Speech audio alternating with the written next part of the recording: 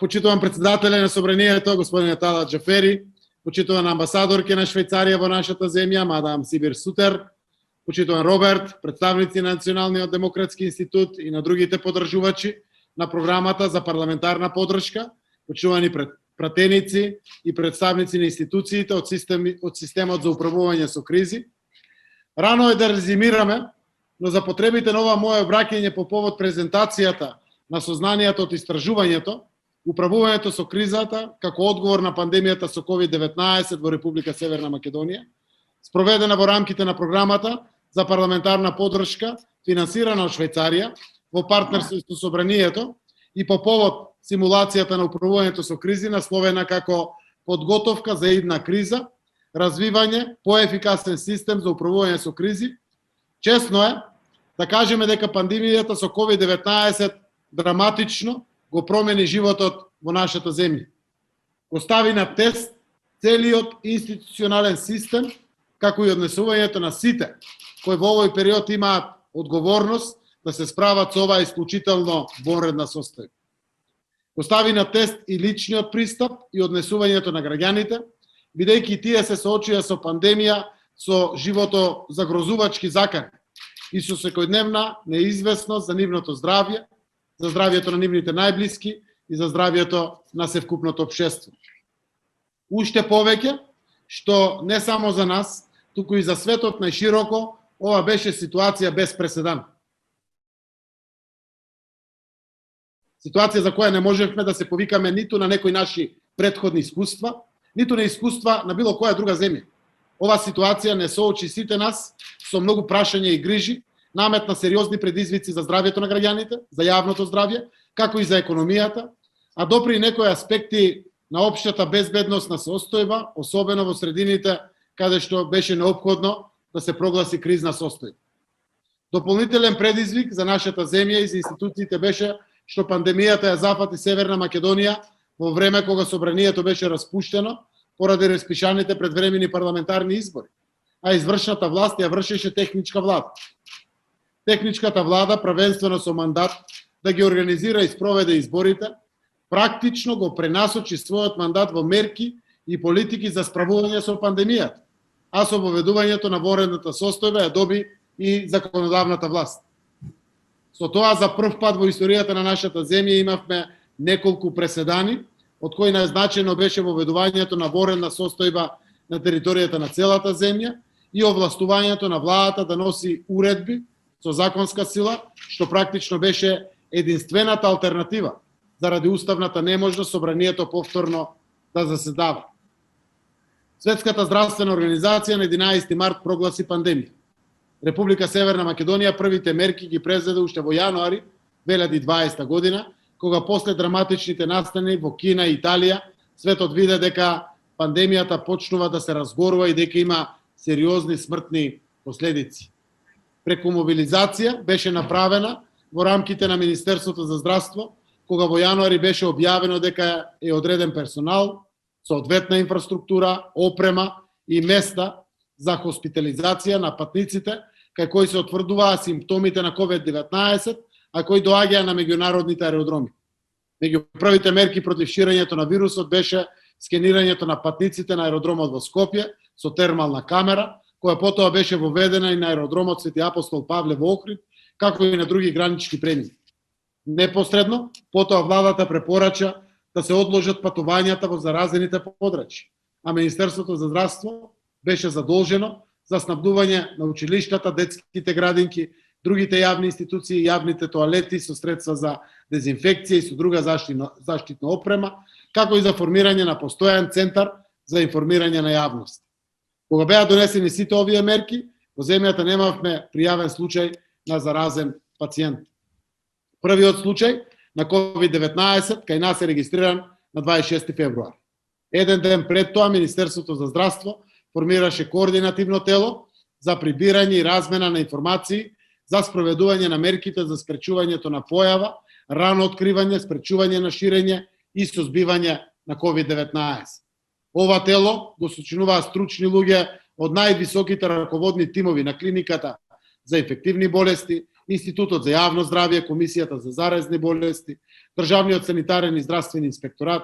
здравствените домови, центрите за јавно здравје, граничната и униформираната полиција на МВР, Царинската управа, Министерство за транспорт и врски, за одбрана, за образование и наука, Центарот за управување со кризи и секторот за односи со јавноста на владата. Нивниот посветен ангажман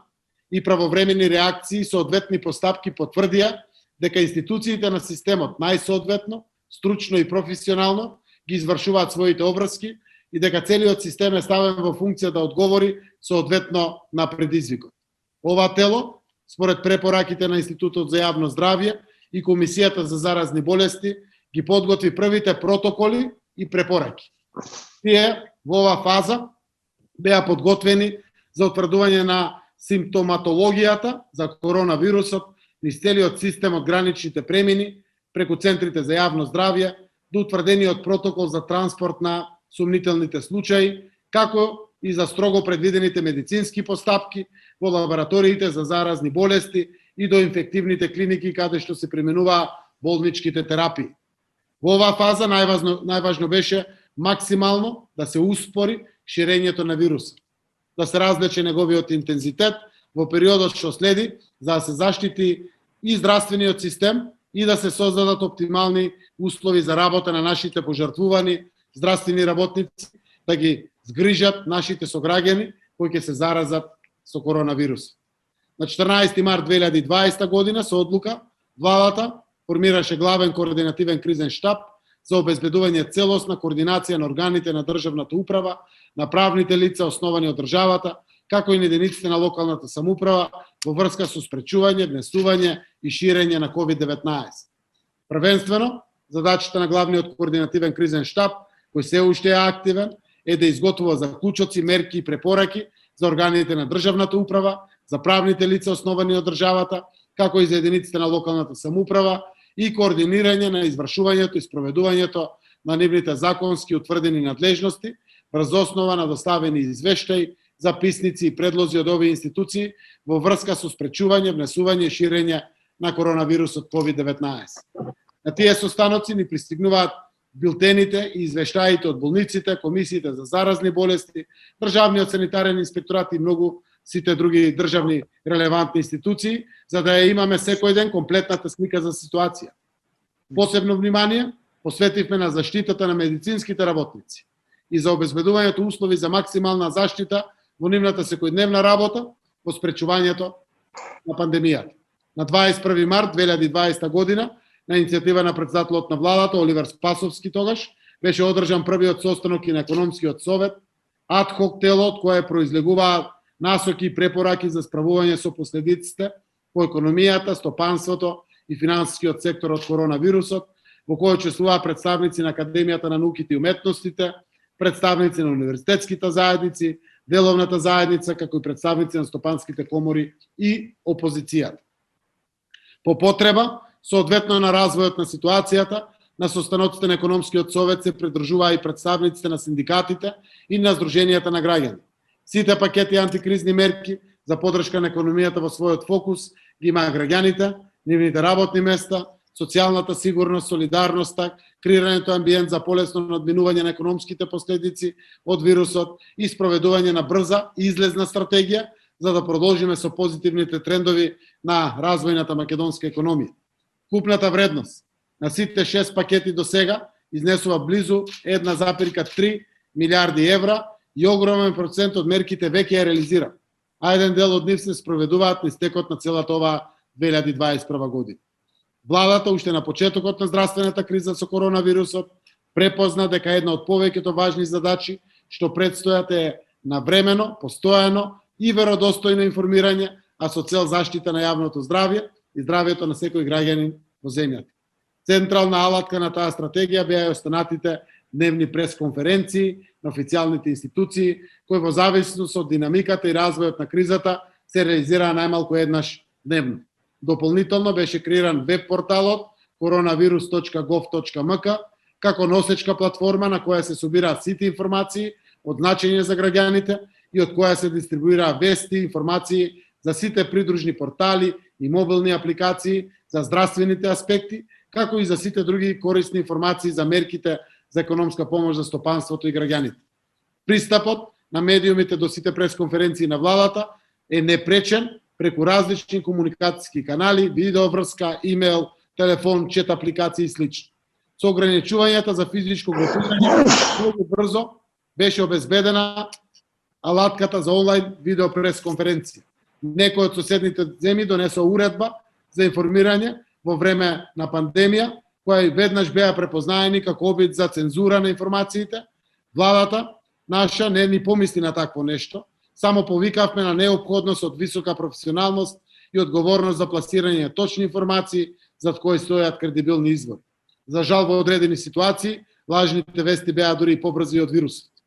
Затоа владата и секторот за однос со јавноста уште понагласено ги интензивираше пласирањето на вистините и релевантни информации во интерес на заштитата на јавното здравје и благосостојбата на граѓаните во контекст на пандемијата. Промовирање на проверени информации и веродостојна содржина со појдовен извор, како што е Светската здравствена организација, и ќе завршам секако со констатација дека за време на кризата и ден денеска владата беше постојано отворена за најдобрите совети и препораки како да се справиме со последиците кои што не беа само здравствени. Реков дека за сите држави во светот ова е ситуација без преседан и затоа е неопходно од оваа криза да излеземе со сознание и искуство кое ќе ни помогне во иднина. Со секоја криза, како што е редот, и од ова треба да извлечеме поуки и да ги преточиме искуствата и знаењата во секогаш подготвен и одржлив систем за управување со кризи и да воспоставиме формални механизми за надзор и контрола во вонредна состојба. Затоа, со задоволство прифатив да учествувам на овој настан денеска и можеби бев повеќе од долг, но очекувам дека овој настан ќе ни даде одговори за сите аспекти на постојаните процеси за управување со криза и да ги идентификуваме насоките за подобрување на сеопфатните процеси за управување со криза. Ви благодарам за трпението со кое што ме слушате.